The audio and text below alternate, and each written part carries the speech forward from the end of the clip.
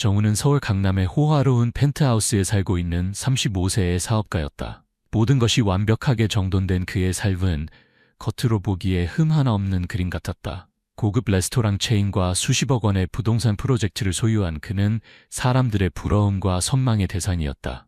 하지만 그 화려함 속에서 정우는 자신의 마음이 텅 비어 있다고 느꼈다. 마치 퍼즐 한 조각이 빠진 것처럼. 그날 정우는 서울에서 1시간 이상 떨어진 작은 시골 시장으로 차를 몰았다. 단순한 기분 전환이 아니라 업무상 궁금증 때문이었다. 며칠 전 수석 셰프와의 회의에서 최근 공급업체의 채소 품질이 떨어져 VIP 고객들이 불만을 표시하기 시작했다는 이야기를 들었다. 완벽주의자인 정우는 갑자기 흥미를 느꼈다. 직접 시골 시장에 가서 채소를 확인해 보고 싶군요. 더 좋은 공급처를 찾을 수도 있을 테니까요. 비서는 놀라며 말렸다. 사장님, 그런 일까지 직접 하실 필요는 없습니다. 하지만 정우는 손을 저었다. 사무실에만 있으니 지루하기도 하고 기분 전환도 될 것 같아. 시골 시장은 그의 눈앞에 펼쳐졌다. 작고 진흙투성이인 길, 허름한 가판대들, 그리고 분주한 사람들의 목소리로 가득했다. 정우의 값비싼 구두는 진흙에 더럽혀졌지만 그는 개의치 않았다. 그는 한 작은 채소 가판대 앞에서 멈췄다. 거기에는 9살쯤 되어 보이는 소녀가 앉아 있었다. 마른 체구에 낡은 옷을 입은 소녀는 흙 묻은 손으로 싱싱한 채소를 정리하고 있었다. 정우가 가격을 물으려고 몸을 숙이는 순간 그의 시선이 우연히 소녀의 이마를 스쳤다. 창백한 피부 위에 선명한 초승달 모양의 검은 점이 눈에 띄었다. 정우의 심장이 세게 뛰기 시작했다. 그 점은 10년 전 그가 헤어진 전 아내 지은이 가지고 있던 것과 똑같았다. 함께 있을 때마다 지은이 웃을 때면 그 점이 특별한 표식처럼 드러나곤 했다. 정우는 얼어붙었다. 기억이 물밀듯이 밀려왔다. 지은의 부드러운 목소리, 소박하지만 따뜻했던 식사 시간. 그는 소녀를 바라보며 그녀가 지은과 관련이 있을지도 모른다는 생각에 머리가 어지러웠다. 소녀가 순진하게 웃으며 고개를 들었다. 아저씨, 채소 사실래요? 우리 채소는 정말 신선해요. 농약도 안 썼어요. 맑은 목소리가 정우를 현실로 돌아오게 했다. 그는 고개를 끄덕이며 몇 다발의 채소를 사고 소녀가 말한 가격의 2배를 지불했다. 하지만 그의 눈은 여전히 그 점에서 떨어지지 않았다. 소녀가 무거운 바구니를 들고 떠나자 정우는 이상한 끌림을 느꼈다. 그는 가만히 서 있을 수 없었다. 그의 다리는 마치 가슴 속에서 커져가는 예감에 대한 답을 찾고자 하는 듯 자동으로 소녀의 뒤를 따랐다. 붉은 흙길이 정우를 초록빛 논밭 사이로 이끌었다. 젖은 흙냄새와 새들의 청아한 지저김이 어우러진 곳이었다. 소녀의 이름은 소라. 정우는 그녀가 근처 상인에게 인사하는 것을 듣고 알게 되었다. 소라는 무거운 채소 바구니를 작은 어깨에 메고 흔들흔들 앞서 걸었다. 정우는 거리를 두고 따라가며 들키지 않으려 했지만 그의 마음은 슈치레처럼 꼬여 있었다. 소녀의 이마에 있는 점이 그를 사로잡았다. 그것은 옛날 지은의 모습을 떠올리게 했다. 한때 사랑했지만 부와 성공을 쫓다 떠나보냈던 여인. 소라는 마을 가장자리에 있는 초라한 오두막 앞에서 멈춰섰다. 녹슨 함석지붕, 얼룩진 흙벽, 임시 변통으로 문 대신 세워진 나무 판자들. 정우는 나무 뒤에 숨어 심장이 쿵쾅거리는 것을 느꼈다. 오두막 안에서 목소리가 들려왔다. 소라야, 왔니? 채소 엄마한테 줘. 그 목소리는 이상하게 익숙했다. 정우는 목이 말라오는 것을 느꼈다. 지은이다. 틀림없었다. 그는 앞으로 나섰다. 다리가 자신의 것이 아닌 것처럼 떨렸다. 지은이 문간에 나타났다. 바구니를 들고 있는 그녀는 예전보다 훨씬 마르고 피부도 예전처럼 하얗지 않았으며 머리카락도 윤기를 잃었다. 30대 중반의 나이였지만 그녀의 눈은 여전히 부드러웠다. 다만 이제는 고된 세월의 흔적이 담겨 있었다. 지은은 정우를 보고 얼어붙었다. 바구니가 그녀의 손에서 떨어졌고 채소가 땅에 굴렀다. 당신, 여기서 뭐 하는 거예요? 그녀는 떨리는 목소리로 더듬거렸다. 정우는 바로 대답하지 않았다. 그는 주위를 둘러보았다. 한 중년 남자가 초라한 모습으로 구석에 앉아 어망을 손질하고 있었다. 아마도 지은의 새 남편일 것이다. 5살쯤 되어 보이는 남자아이가 뛰어나와 지은의 다리를 껴안고 낯선 사람을 호기심 어린 눈으로 바라보았다. 소라는 채소 바구니를 내려놓고 지은 옆에 섰다. 맑은 눈동자로 정우를 올려다보았다. 정우는 목이 메었다. 지은은 가난하지만 따뜻함이 넘치는 가정을 이루고 있었다. 반면 그는 부유하지만 호화로운 펜트하우스의 차가운 벽 사이에서 외롭게 살고 있었다. 지은은 침착함을 되찾고 그를 집 안으로 초대했다. 그녀는 낡은 주전자로 차를 끓였다. 차는 탁했지만 시골 향기가 났다. 두 사람은 흔들거리는 목재 테이블을 사이에 두고 마주 앉았다. 몇 분 동안 아무도 말하지 않았다. 마침내 정우가 입을 열었다. 그의 목소리는 깊고 무거웠다. 소라, 이마에 점이 있는 소녀. 그 애는 예전에 당신을 닮았어. 솔직히 말해줘. 소라는 누구의 아이지? 지혜는 놀라 손이 떨렸고 차가 넘쳤다. 그녀는 고개를 저었다. 아니에요. 그렇게 생각하지 마세요. 소라는 저와 지금의 남편 사이의 아이예요. 하지만 그녀의 눈빛은 불안정했고 무언가를 숨기는 듯했다. 정우는 서두르지 않았다. 그는 자신의 이야기를 천천히 그러나 감정을 담아 들려주었다. 지난 10년간 나는 부유하게 살았지만 아이 하나 없이 지냈어. 지금의 아내는 나를 이해하지 못해. 돈도 있고 집도 있고 차도 있지만 매일 밤 텅 빈 느낌이야.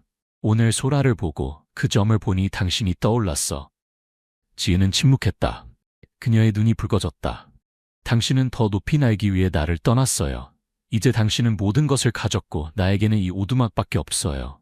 하지만 후회하지 않아요. 내게는 가족이 있으니까요. 정우는 지은의 가족을 바라보았다. 조용히 어망을 손질하는 남편, 마당에서 주운 자갈로 무심하게 놀고 있는 두 아이들. 부족함 속에서도 그들은 서로를 가졌고 작은 오두막에는 웃음소리가 가득했다. 그는 자신의 삶을 생각했다. 화려한 파티들, 비싼 여행, 아름답고 영리하지만 한 번도 그에게 슬픔을 느끼는지 물어본 적 없는 아내와 함께한 시간들. 정우는 갑자기 눈이 따가워짐을 느꼈다. 후회 때문이 아니라 스스로의 공허함을 깨달았기 때문이었다. 지은은 자신의 삶에 대해 담담하게 그러나 인내심을 가지고 이야기했다. 이혼 후에 고향으로 돌아와 그를 만났어요. 그녀는 성실한 어부인 남편을 가리켰다. 우리는 결혼해서 소라를 낳고 그 다음에 지훈이를 낳았죠. 삶이 힘들어요. 쌀을 살 돈도 부족한 날이 있지만 그는 매일 밤 아이들에게 이야기를 들려주고 자장가를 불러줘요. 그것으로 충분해요. 정우는 가슴이 조여오는 것을 느꼈다.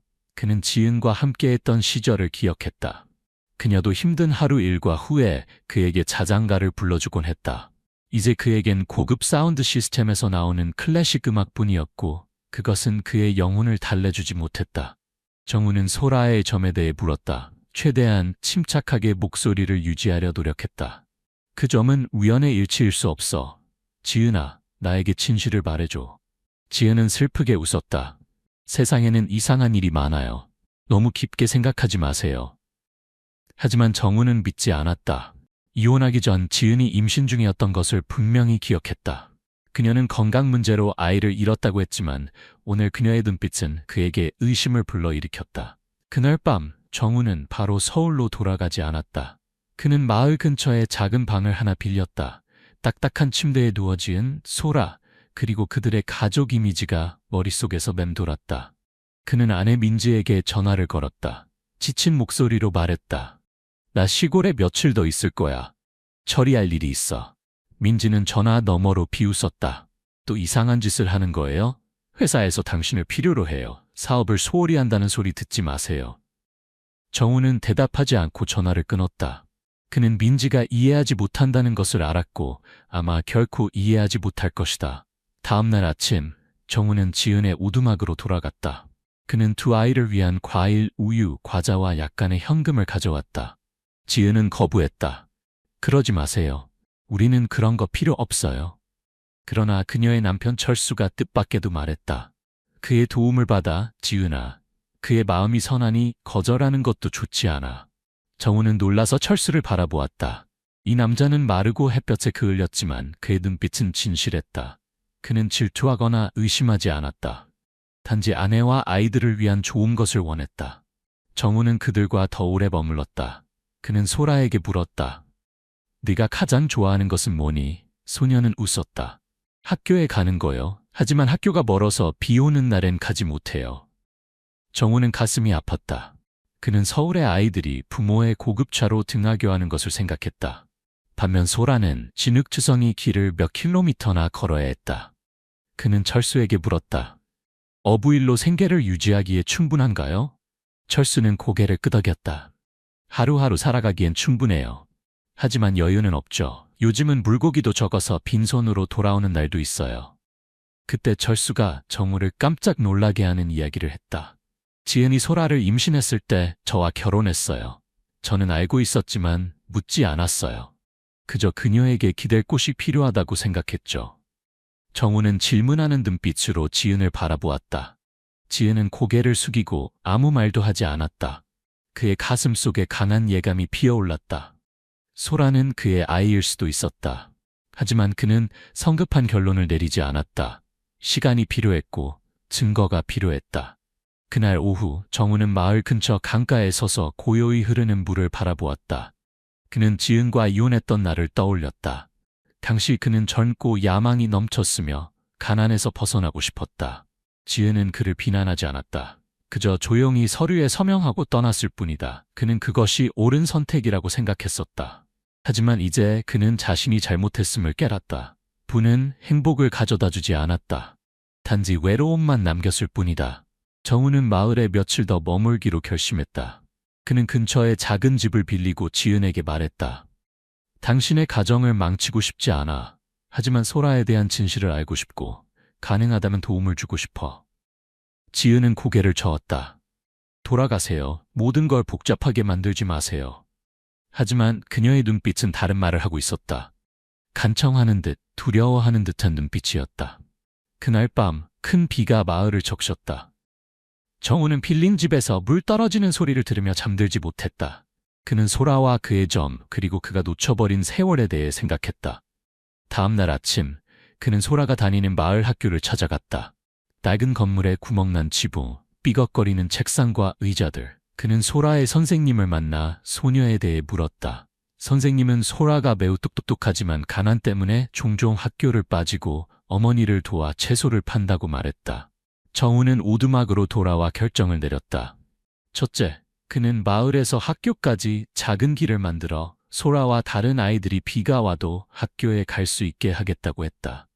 그는 지은에게 이것은 자선이 아니라 그가 세상에 빚진 것을 갚는 일부라고 말했다. 지은은 반대하지 않았지만 그녀의 눈빛은 여전히 의심으로 가득했다. 정우는 거의 일주일 동안 마을에 머물렀다. 그는 지은의 오두막에서 멀지 않은 작은 집을 빌려 매일 흙길을 따라 걸으며 소라가 동생과 놀고 있는 모습을 지켜보았다. 그는 지은에게 진실을 말하라고 강요하지 않았지만 마음속으로는 소라의 이마에 있는 점, 그가 묻어두려 했던 기억의 표식에 대해 생각하지 않을 수 없었다. 그는 답이 필요했다. 단지 예감을 확인하기 위해서가 아니라 자신과 마주하기 위해서였다. 비가 가볍게 내리는 어느 오후, 정우는 지은의 오두막을 찾아갔다. 그는 쌀 한 포대와 아이들을 위한 장난감을 가져왔다. 지은은 마지못해 그를 맞이했지만 철수는 친절했다. 들어오세요. 이런 비에 밖에 서 있다간 젖을 거예요. 정우는 낡은 나무 의자에 앉아 소라가 동생 지은과 몇 개의 자갈을 가지고 노는 모습을 지켜보았다. 그는 무심코 물었다. 소라는 몇 살이지? 지은이 빠르게 대답했다. 9살이요. 당신이 떠난 해에 태어났어요. 정우는 움찔했다. 그가 떠난 해, 즉 그가 지은과 이혼한 지 10년 이상이 지났지만 소라는 겨우 9살이었다. 그는 질문하는 눈빛으로 지은을 바라보았지만 그녀는 돌아서서 부엌에 밥솥과 씨름하는 척했다. 그날 밤 정우는 잠을 이루지 못했다. 그는 이혼 전의 기억을 더듬었다.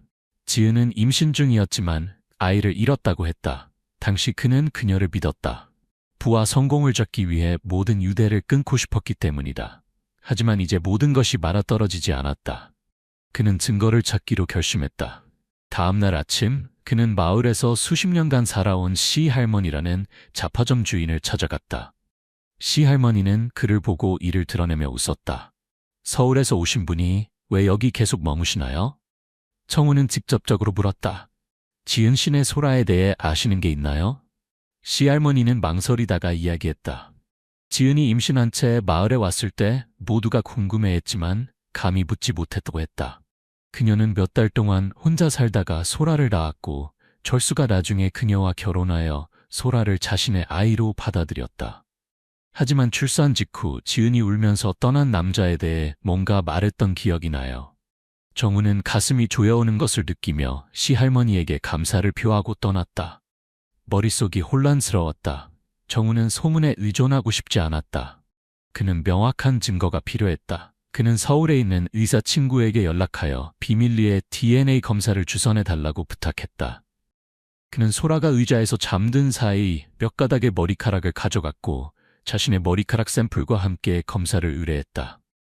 결과를 기다리는 동안 그는 불안과 희망이 뒤섞인 나날을 보냈다. 그는 자신이 무엇을 바라는지 알 수 없었다. 소라가 그의 딸이기를, 아니기를, 죄책감 없이 떠날 수 있기를. 결과는 폭우가 내리는 아침에 도착했다. 정우는 떨리는 손으로 봉투를 열었다. 글자가 선명하게 보였다. 부자 관계 확률 99.9%. 그는 의자에 주저앉았다. 눈물이 흘렀다. 소라는 그의 딸이었다. 지은은 10년 동안 그에게 비밀을 지키며 혼자 아이를 키우다가 철수가 아버지 역할을 하게 했다. 정우는 분노와 고통, 연민이 뒤섞인 감정을 느꼈다. 그는 지은이 왜 그렇게 했는지 이해할 수 없었지만 그녀와 마주해야 한다는 것을 알았다. 정우는 그날 오후 바로 오두막을 찾아갔다. 지은은 지훈의 옷을 기우고 있었고 소라는 옆에서 낡은 책을 읽고 있었다. 철수는 물고기를 잡으러 나가 아직 돌아오지 않았다. 정우는 검사 결과를 테이블 위에 올려놓았다. 목소리가 떨렸다. 설명해줘, 지은아. 소라는 내 딸이지, 그렇지? 지은은 종이를 보더니 얼굴이 창백해졌다. 그녀는 떨리며 눈물을 흘렸다. 어떻게 이럴 수 있어요? 정우는 낮게 말했다. 진실이 필요했어. 10년 동안 날 속이고 후회 속에 살게 했어. 내가 모르는 사이에. 지혜는 울음을 터뜨렸다. 그녀는 끊어지는 목소리로 말했다. 당신이 날 떠날 때 임신 3개월이었어요. 말하려고 했지만 당신은 구속받기 싫다고 했어요. 당신이 의무감 때문에 남았다가 나중에 괴로워할까봐 두려웠어요. 고향으로 돌아와 소라를 낳고 혼자 키우려고 했어요. 철수 씨는 모든 걸 알고도 저와 결혼했어요. 소라를 자기 딸로 받아들였죠. 당신이 돌아와 우리 삶을 망치길 원하지 않았어요. 정우는 지은의 말을 듣고 가슴이 찢어지는 듯한 고통을 느꼈다. 그는 지은 앞에 무릎을 꿇었다. 내가 잘못했어. 네가 얼마나 고통받았는지 몰랐어. 하지만 이제 알게 됐어. 소라를 더 이상 외면할 수 없어. 그때 예상치 못한 사건이 발생했다. 정우의 아내 민지가 갑자기 마을에 나타났다. 그녀는 고급차를 몰고 오두막 앞에 멈춰 세웠다. 진흙이 묻은 하이힐을 신고 내렸다. 정우는 깜짝 놀랐다. 여기서 뭐 하는 거야? 민지는 차갑게 대답했다. 일주일 내내 실종됐잖아요. 집에도 안 오고 회의에도 참석하지 않고 회사가 엉망이에요. 자기가 누군지 마음대로 행동해도 된다고 생각하나요? 그녀는 지은과 소라를 보고 비웃었다. 이게 이유군요. 전 아내와 사생아? 지은은 고개를 숙이고 아무 말도 하지 않았다. 정우는 민지를 밖으로 끌고 나갔다. 목소리에 날이 섰다. 그렇게 말하지 마. 이건 내 일이야. 하지만 민지는 멈추지 않았다. 그녀는 소리쳤다. 이 시골 구석 때문에 저를 버리려고요? 제가 어떻게 당신의 경력을 쌓도록 도왔는지 잊었나요? 정우는 침묵했다. 그는 민지가 어느 정도 옳다는 것을 알았다. 그녀는 영리한 여자로 사업에서 그를 많이 도왔다. 하지만 그는 또한 그들 사이에 사랑이 없고 단지 차가운 협력 관계일 뿐이라는 것도 알았다. 민지는 떠나며 경고했다. 그들을 선택하면 모든 것을 잃을 거예요. 당신이 회사를 망치도록 내버려 두지 않을 거예요. 정우는 비 속에 서서 마음이 혼란스러웠다. 그는 경력을 잃고 싶지 않았지만 이제 막 찾은 딸인 소라에게서 등을 돌릴 수도 없었다. 그날 밤 철수는 고기잡이에서 돌아왔다. 흠뻑 젖고 지쳐 보였다. 그는 오두막의 무거운 분위기를 느끼고 지은에게 물었다. 무슨 일이야? 지은은 울며 모든 것을 털어놓았다. 철수는 말없이 듣고는 구석에 앉았다. 정우는 철수가 화를 낼까 걱정했다. 그러나 놀랍게도 철수는 그를 바라보며 차분한 목소리로 말했다. 소라가 내 친딸이 아니란 걸 오래전부터 알고 있었어요. 하지만 내 딸처럼 사랑했죠. 당신이 그 아이의 아버지니 방해하지 않을게요. 다만 지은과 아이들이 더 상처받지 않기를 바랄 뿐이에요. 정우는 철수의 너그러움에 놀랐다. 그는 자문했다. 내가 그 입장이었다면 그렇게 할 수 있었을까? 철수는 계속했다. 하지만 소라를 데려가려 한다면 동의할 수 없어요.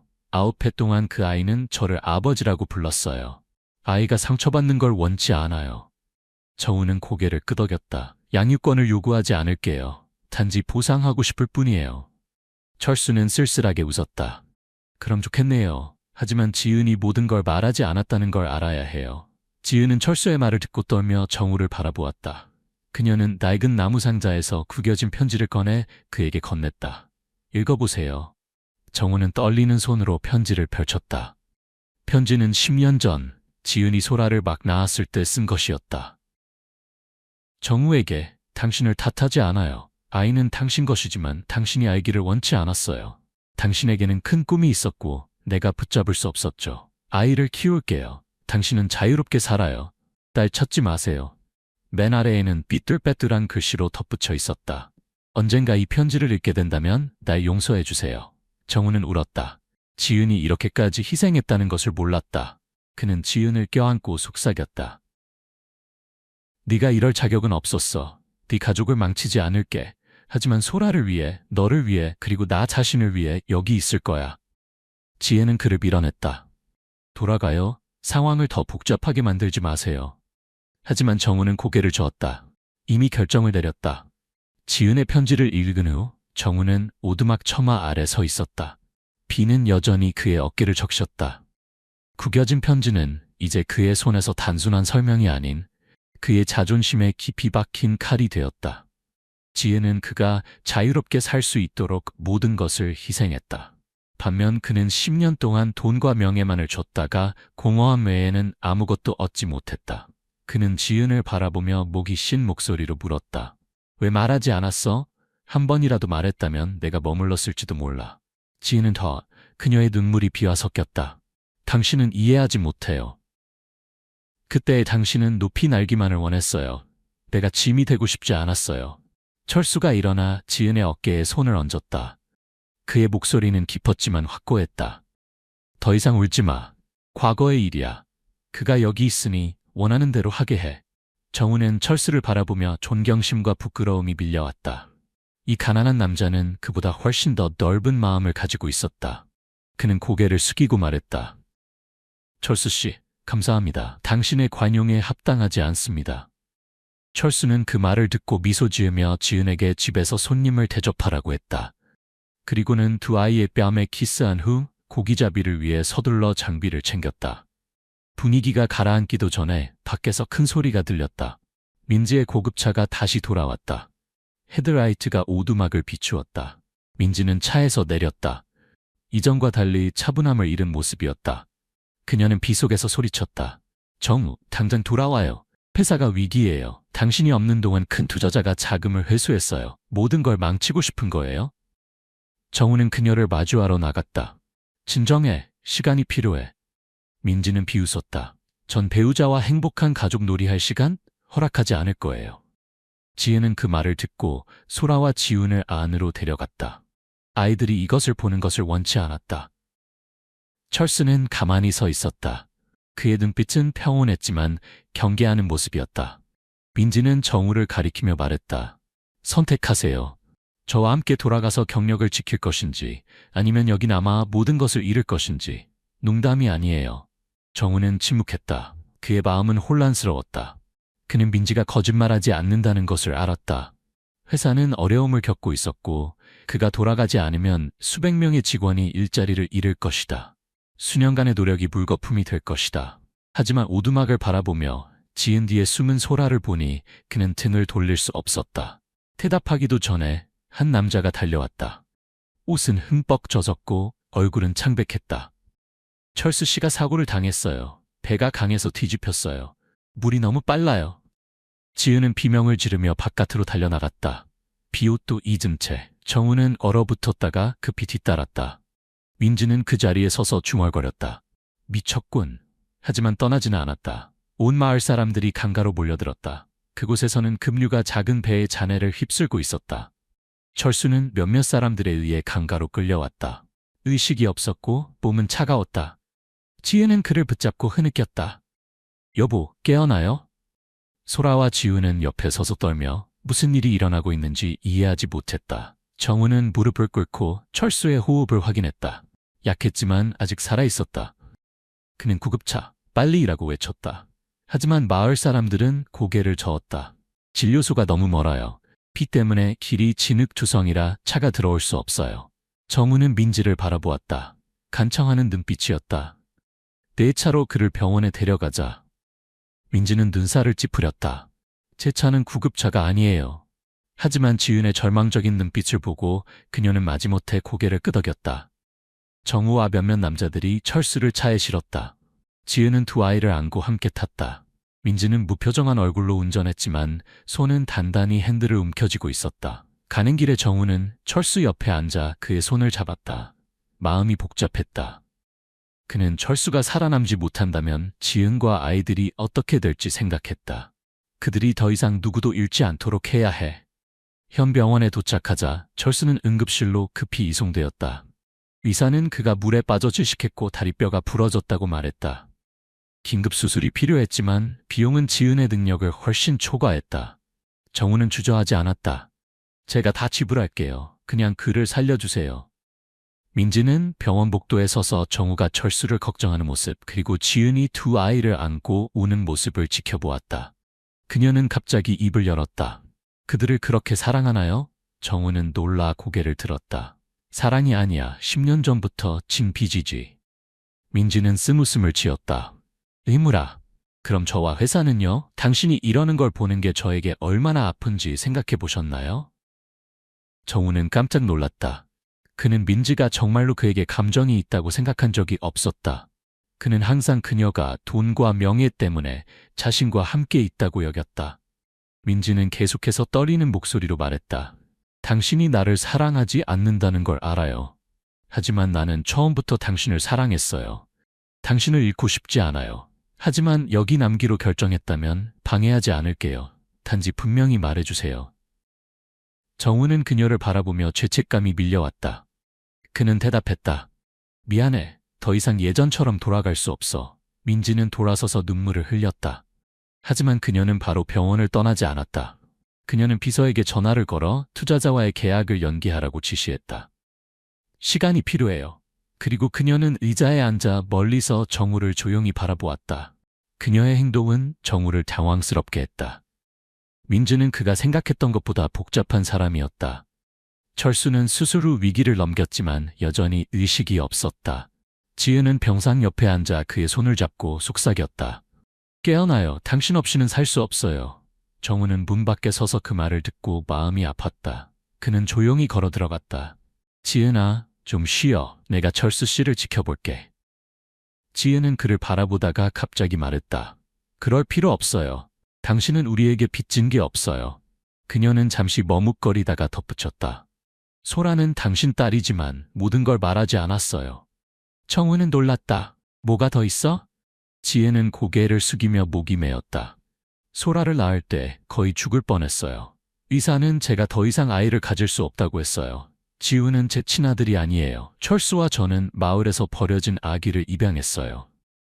정우는 충격을 받았다. 그는 소파에서 자고 있는 지은을 바라본 뒤 다시 지은을 보았다. 왜 말하지 않았어? 지은은 슬프게 웃었다. 당신이 저를 불쌍히 여기길 원치 않았어요. 저는 가난해도 강하다는 걸 보여주고 싶었어요. 지은의 고백은 정우에게 이 가족이 혈연만이 아닌 사랑과 희생으로 묶여 있다는 것을 깨닫게 했다. 그는 자신을 돌아보았다. 부유하지만 누구를 위해 희생한 적이 없었다. 그는 지은의 손을 잡았다. 어떤 일이 있어도 너와 아이들이 더 이상 고통받지 않게 할게. 그날 밤 정우는 철수 옆에 앉아 모든 것을 생각했다. 소라는 그의 딸이었다. 지은은 한때 그가 사랑했던 사람이었다. 철수는 그가 존경하는 사람이었고 민지는 그가 빚을 진 사람이었다. 그는 예전 삶으로 돌아갈 수 없었지만 회사에 대한 책임도 져버리고 싶지 않았다. 그는 비서에게 전화를 걸었다. 내 회사 지분 50%를 매각해 그 돈으로 회사를 구하고 일부는 이 마을의 가족들을 위해 보내. 비서는 놀랐다. 사장님, 제정신이세요? 정우는 대답했다. 아니, 지금이 가장 또렷해. 다음 날 아침 철수가 깨어났다. 그는 약하게 정우를 바라보며 말했다. 고마워요. 정우는 미소 지었다. 제가 감사해야 할 사람은 당신입니다. 그는 지은에게 돌아섰다. 마을에 남을 거예요. 당신들 근처에 작은 집을 지을 거예요. 소라를 요구하지 않겠지만 제 방식대로 그 아이의 아버지가 되고 싶어요. 지은은 울었지만 고개를 끄덕였다. 민지가 들어와 정우에게 종이 한 장을 건넸다. 이혼 서류에 서명했어요. 이제 자유예요. 하지만 회사는 지킬 거예요. 우리 둘 다의 열정이니까요. 정우는 고개를 끄덕이며 그녀에게 감사했다. 민지는 뒤돌아보지 않고 떠났지만 그녀의 눈빛은 진정으로 포기했음을 말해주었다. 철수는 혼수 상태에서 깨어난 후 지친 눈으로 지은과 두 아이가 곁에 있는 것을 보고 빛이 났다. 정우는 병실 문 밖에 서서 그들이 재회하는 모습을 지켜보았다. 마음은 가볍기도 하고 무겁기도 했다. 그는 마을에 남기로 결정했다. 회사 지분 50%를 매각하여 사업도 구하고 지은의 가족도 도울 것이다. 하지만 그는 모든 일이 여기서 끝나지 않을 것임을 알았다. 민지는 이혼 서류에 서명하고 떠났다. 그녀는 정우에게 큰 공백을 남겼다. 사랑 때문이 아니라 10년간의 습관 때문이었다.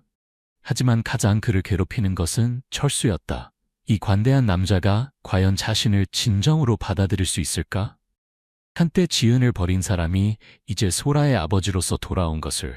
철수는 며칠 후 오두막으로 돌아왔다. 다리에 깁스를 하고 쉬어야 했다. 지은은 남편을 돌보느라 바빴고 동시에 두 아이도 보살펴야 했다. 정우는 방문할 때마다 음식과 약을 가져왔지만 이번에는 분위기가 예전처럼 편안하지 않았다. 철수는 그를 바라보았고 그의 눈에는 더 이상 친절함이 아닌 경계심이 있었다. 지은이 빨래하러 나갔을 때 철수는 정우를 불렀다. 깊은 목소리로 말했다. 여기 앉아요. 할 말이 있어요. 정우는 오래된 나무 의자에 앉았다. 불안감이 밀려왔다. 철수는 그를 똑바로 바라보았다. 저를 구해주고 우리 가족을 도와줘서 고맙습니다. 하지만 당신이 여기 있는 것, 지은과 소라 가까이 있는 것, 제가 불편하지 않을 거라 생각하나요? 저는 성인이 아닙니다. 저는 그녀의 남편이고 아이들의 아버지입니다. 9해 동안. 정우는 고개를 숙였다. 이해해요. 당신의 가족을 망치고 싶지 않아요. 단지 소라와 지은에게 제가 저지른 실수를 보상하고 싶을 뿐이에요. 철수는 쓴 웃음을 지었다. 보상? 돈과 당신의 존재가 지은이 10년 동안 겪고통을 지울 수 있다고 생각하나요? 떠나세요. 상황을 더 복잡하게 만들지 마세요. 철수의 말은 정우의 가슴을 후려쳤다. 그는 자신의 희생이 쉽게 받아들여질 것이라고 생각한 것이 너무 순진했음을 깨달았다. 그는 일어나 떠나려고 했다. 그때 지은이 들어와 대화의 마지막 부분을 들었다. 그녀가 소리쳤다. 철수, 그렇게 말하지 마요. 그는 나쁜 의도가 없어요. 철수는 지은에게 돌아섰다. 그의 목소리는 평소에 듣기 어려운 격앙된 것이었다. 당신은 그가 매일 당신 주변에 있는 걸 바라나요? 내가 당신과 소라를 위해 무엇을 했는지 잊었어요? 지은은 울었다. 잊지 않았어요. 하지만 그는 소라의 아버지예요. 그를 낯선 사람처럼 쫓아낼 수는 없어요. 작은 오두막 안에서 갈등이 폭발했다. 소라와 지우는 구석에 웅크리고 두려운 눈으로 부모가 다투는 것을 바라보았다. 정우가 개입했다. 그만해요. 내 때문에 당신들이 다투는 것을 원치 않아요. 내가 떠날게요. 그는 비를 맞으며 밖으로 나갔다. 비가 그의 마음까지 적셨다. 정우는 빌린 집으로 돌아갔다. 마음이 무거웠다. 그는 짐을 꾸려 마을을 떠날 준비를 했지만 예상치 못한 방문객이 문을 두드렸다. 잡화점 주인인 씨 할머니였다. 그녀는 작은 나무 상자를 들고 들어와 속삭였다. 서둘러 떠나지 마세요. 말씀드릴 게 있어요. 정우는 놀랐다. 무슨 일이시죠? 씨 할머니는 앉아서 상자를 열었다. 그 안에는 오래된 사진 한 장이 있었다. 철수를 닮은 젊은 남자가 낯선 여자 옆에 서 있었다.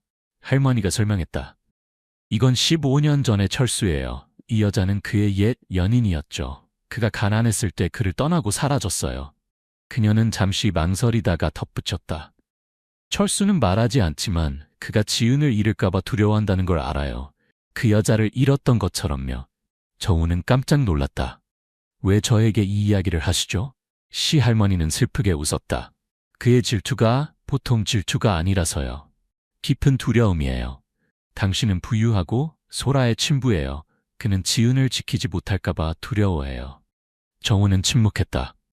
그는 철수의 반대가 단순히 자존심 때문이 아니라 아직 아물지 않은 오래된 상처 때문임을 깨달았다. 그는 자신이 남아있을 권리가 있는지, 자신의 존재가 다른 사람에게 상처를 주는데도 그럴 권리가 있는지 자문했다.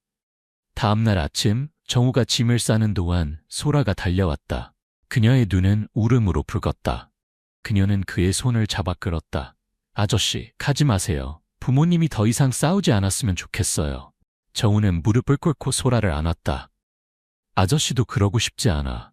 하지만 내 아버지가 내가 여기 있는 걸 원치 않아. 소라는 울었다. 아저씨가 제 진짜 아버지란 거 알아요.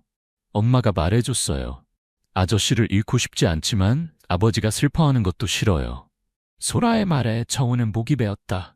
9살 소녀가 이토록 이해심이 깊다니 놀라웠다. 그는 물었다. 내가 어떻게 했으면 좋겠니? 소라는 망설이다가 말했다. 여기 남아주세요. 하지만 부모님이 싸우게 하지 마세요. 저는 온 가족이 행복했으면 좋겠어요. 정우는 소라를 꼭 안았다. 그의 마음에 새로운 결심이 생겼다. 그는 떠날 수 없었지만 철수와 지은 사이를 불화하게 할 수도 없었다. 다른 방법을 찾아야 했다. 정우는 오두막으로 돌아가 철수를 만났다. 그는 직접적으로 말했다. 떠나지 않겠습니다. 하지만 당신의 가정에 끼어들지도 않겠습니다. 마을에 살면서 평범한 주민처럼 일하고 당신이 허락할 때만 소라에게 가까이 하겠습니다. 저는 당신을 존중합니다. 철수는 그를 바라보았다. 눈빛은 여전히 차가웠지만 반대하지는 않았다. 지은은 옆에 서서 안도의 한숨을 내쉬었지만 공기는 여전히 팽팽했다.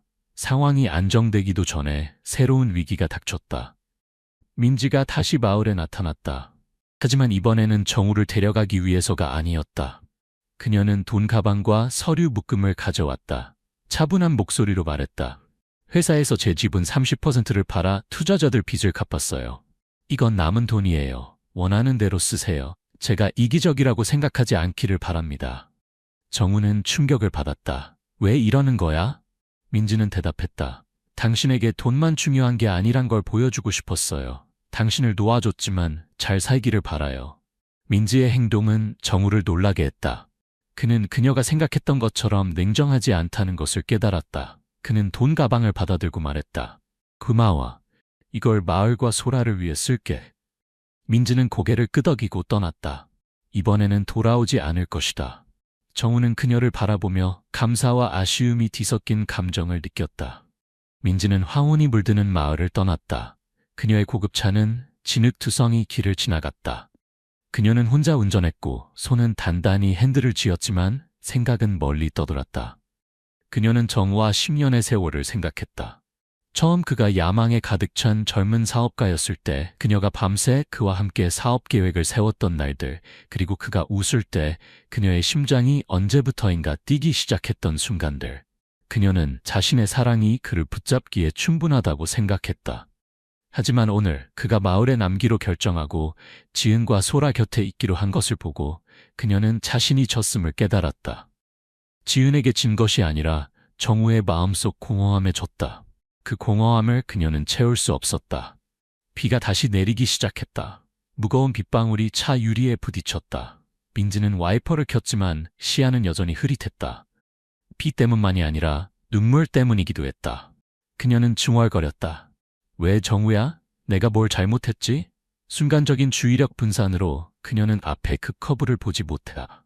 차는 비탈길을 내려가 커다란 나무에 부딪혔다.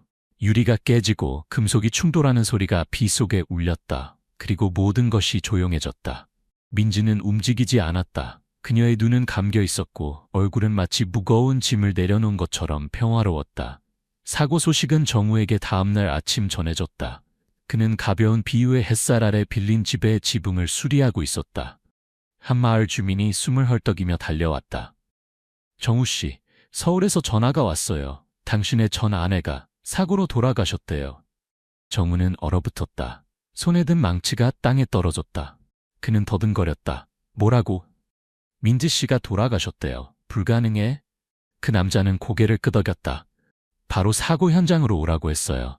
여기서 20km 떨어진 도로에서요. 정우는 마을을 뛰쳐나와 주민에게 빌린 오래된 오토바이를 타고 진흙투성이 길을 미친 듯이 달렸다. 그의 머릿속은 혼란스러웠다. 민지의 마지막 말이 메아리쳤다. 당신이 잘 살기를 바라요. 그는 자책했다.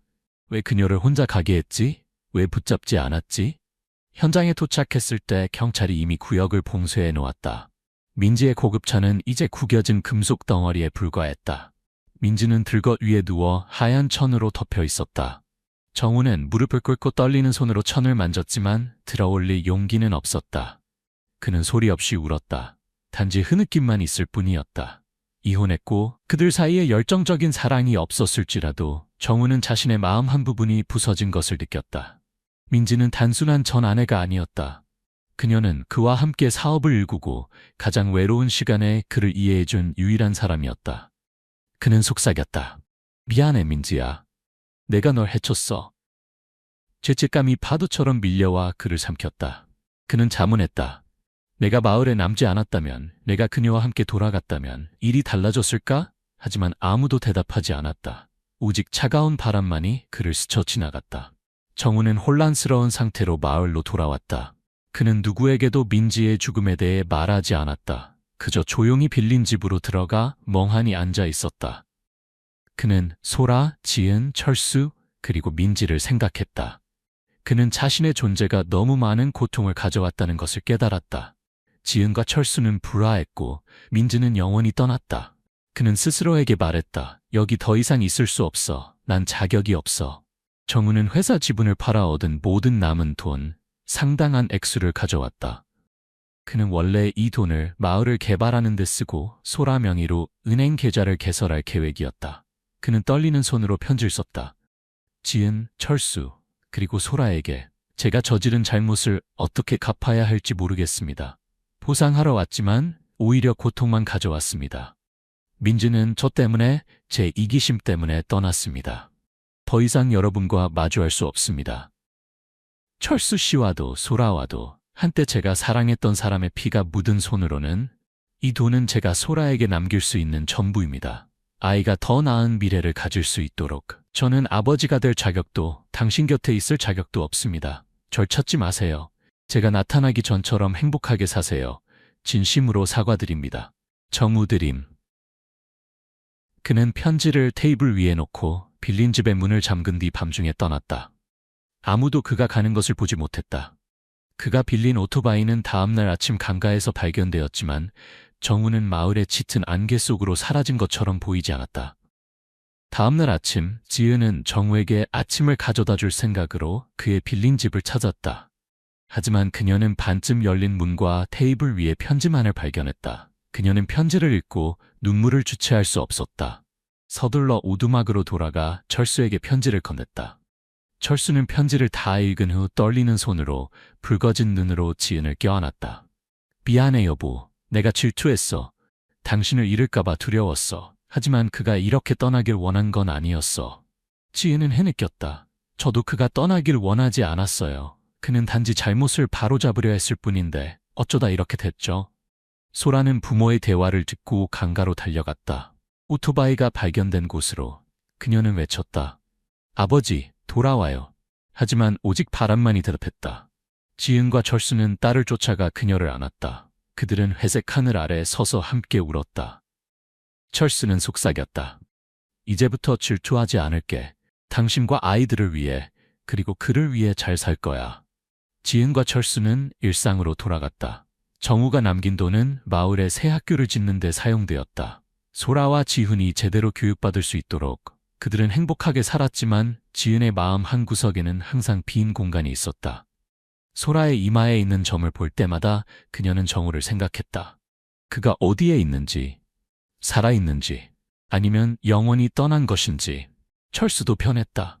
더 이상 질투하지 않고 마치 정우를 그런 길로 몰았다는 죄책감의 일부를 가지고 있는 것처럼 조용해졌다. 마을은 점차 변화했지만 정우의 이야기는 미스터리로 남았다.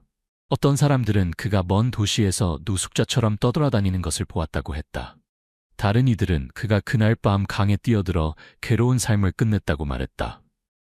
아무도 진실을 알지 못했다. 오직 지은이 오래된 나무 상자에 보관하고 있는 편지만이 상실과 희생을 상기시키는 증거로 남았다. 이야기는 끝났지만 완전하게 끝나지는 않았다. 듣는 이들은 자문했다.